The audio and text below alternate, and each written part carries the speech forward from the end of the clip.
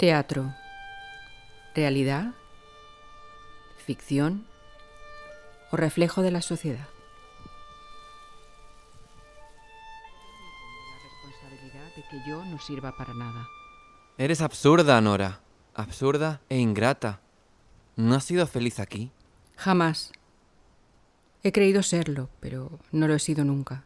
¿Que no has sido feliz? No. He estado alegre, y todo se reduce a eso. Tú te mostrabas amable conmigo, pero no suponía nuestro hogar más que un salón de recreo.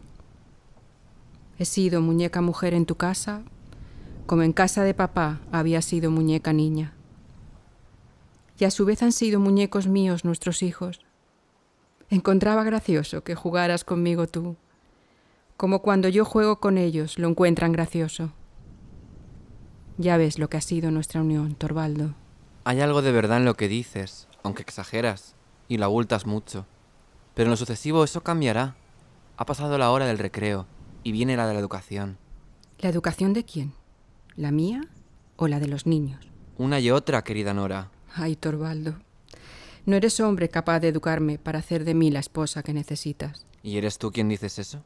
Por lo que me atañe, ¿cómo estoy preparada para educar a los niños? ¡Nora! Pero no decías tú mismo hace un rato que no te determinabas a encomendarme esa misión. Lo he dicho en un momento de exaltación. ¿Vas a recalcarlo ahora? Y has dicho muy bien, Dios mío.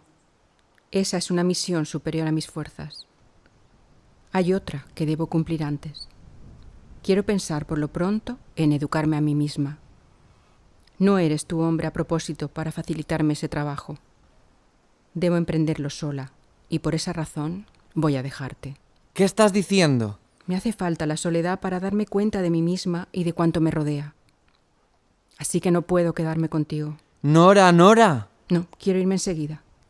De fijo encontraré albergue en casa de Cristina por esta noche. Has perdido el juicio. No tienes derecho a irte. Te lo prohíbo. En adelante, tú no puedes prohibirme nada. Me llevo todo lo mío. De ti no quiero guardar nada, ni ahora ni nunca. ¿A qué viene esa locura? Mañana salgo para mi tierra de origen. Allí viviré más fácilmente. ¡Qué ciega estás, pobre ser sin experiencia! Intentaré adquirirla, Torvaldo. Abandonar tu hogar, a tu marido y a tus hijos.